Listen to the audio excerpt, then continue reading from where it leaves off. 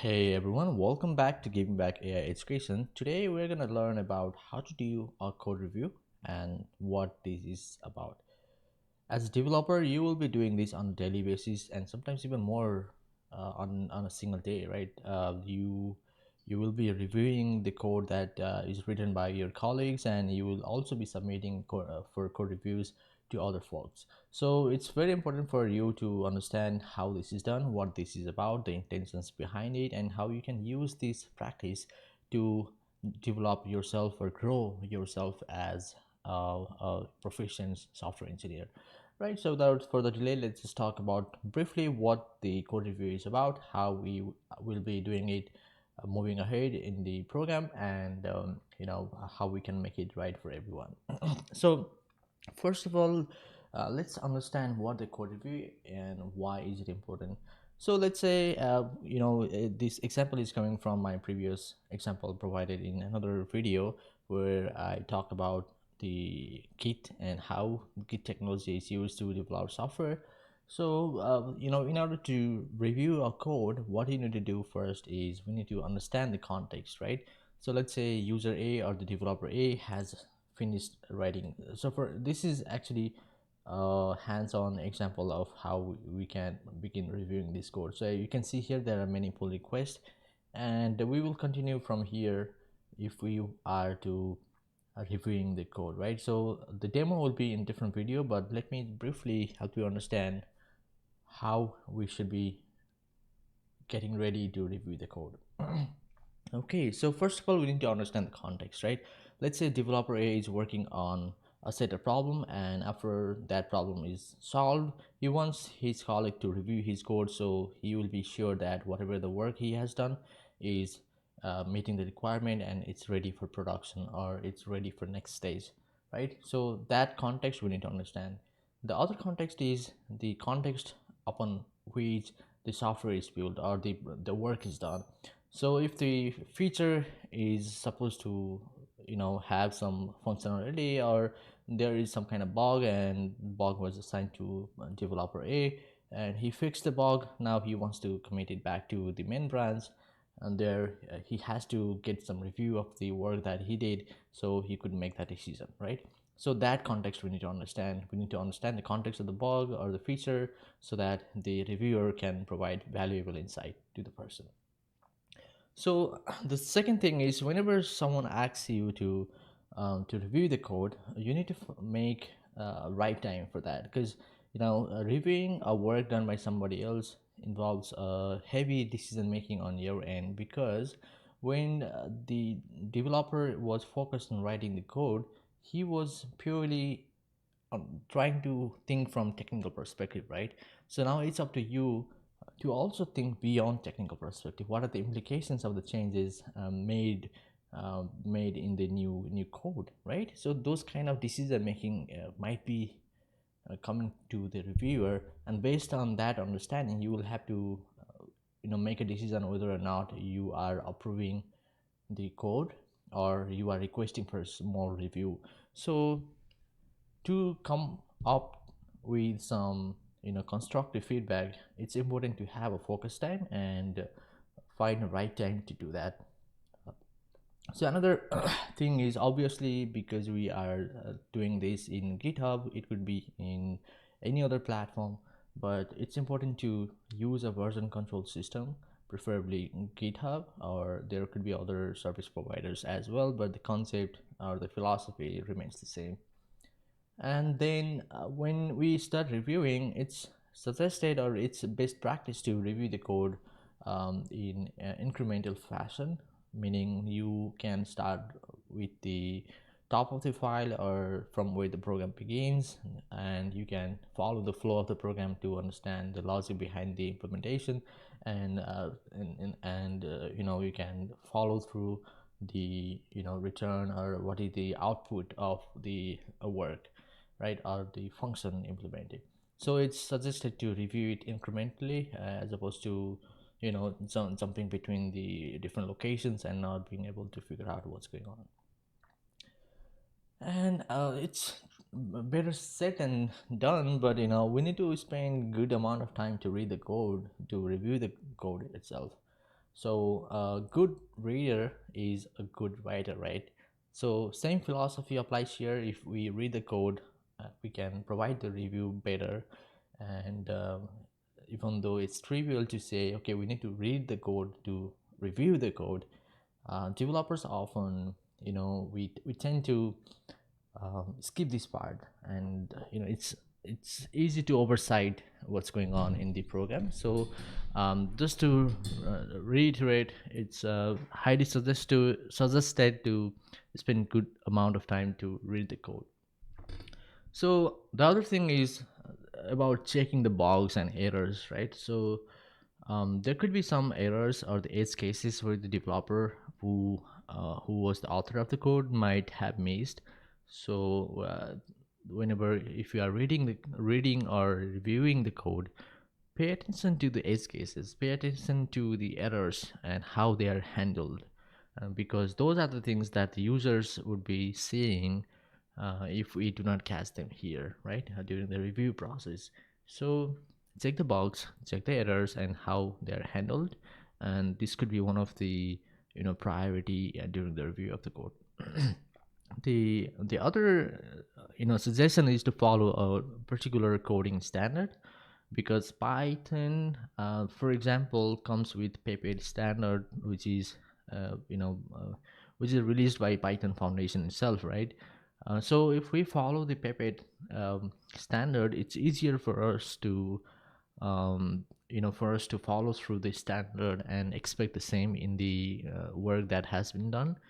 And if a large number of community or the developers follow through the same standard, everyone will be on the same page. And it's also possible that the organization or the team that we are working on might have their own set of standards, and it could be some internal standard or the team standard. It doesn't really matter, but as long as you are aware of those standards and your team member expects you to follow those, you are you should be also reviewing for those standard as well, and make sure the standard is followed properly. Why? Because usually, more often than not, the standards are created to meet certain requirement, right? To adopt a practice such that the work efficiency or the flow of the deliverable is just smooth and it's easier for everyone. So while somebody created the standard, there were some reasons or logic behind it, even though it's not obvious sometimes. So please pay attention to the coding standard. It could be some foundation released standard or your team's particular standards. So then after those type of smoke testing or like review scanning, what you can do is now it's time to review the logic and algorithms implemented. So obviously, in coding, there are lots of logics and algorithms involved. So check the algorithm, check the logic used in the code, and evaluate if there is any other efficient way of achieving the same thing. Check the runtime, right? Check the memory in complexity.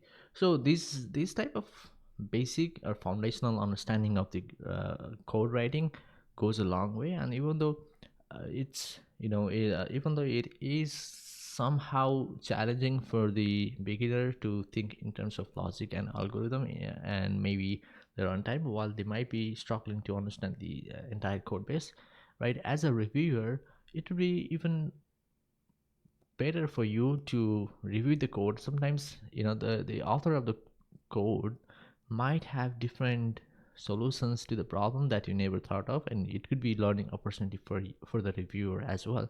So it will go both ways. Even the reviewer might be learning something new from the work that is done by the developer, right? So review the logic, review the algorithms, and try to understand why thing or why a certain decision was made, and try to brainstorm if there is any other better way to achieve the same thing. So finally, after doing the review of the logic and implementation, what you can do is now you can test run the code. You could open up on the code space, or if you are working on any other environment, you could follow the instruction provided by your team. or you could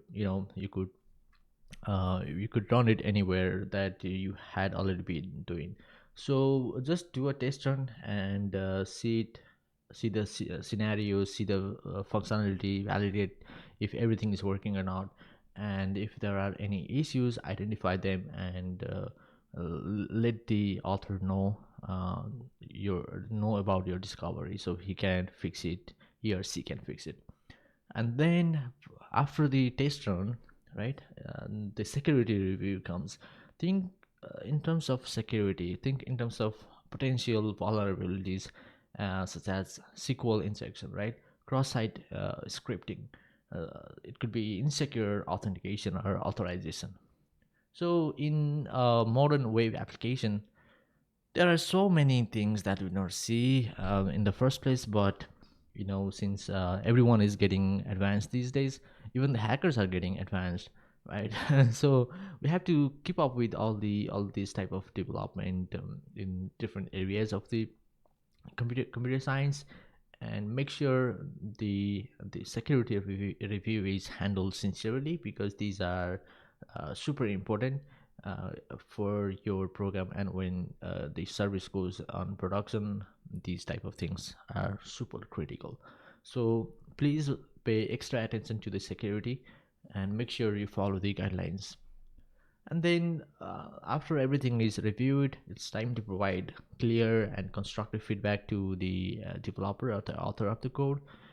So when you provide the feedback, you could use some comments and how you are coming up with that reasoning, to provide provide some possible solutions, or ask questions if there is any other way to get the same answer, and try to make it a team effort to provide and to create a constructive working environment for everyone, right? So that way it's not like a traditional teaching and learning process. It's rather a teamwork where you are learning from the author, and the author is also learning from the reviewer.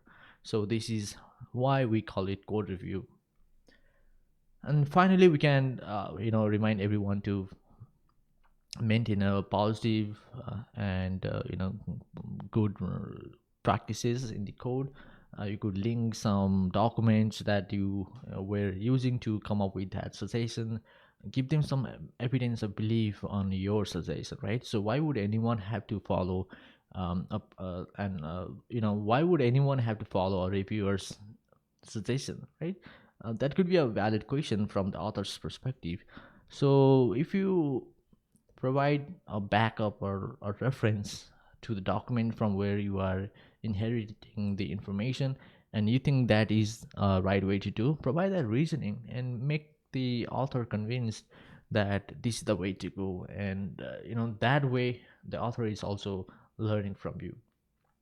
So this will be multiple round of discussions, maybe, like it could be several iterations.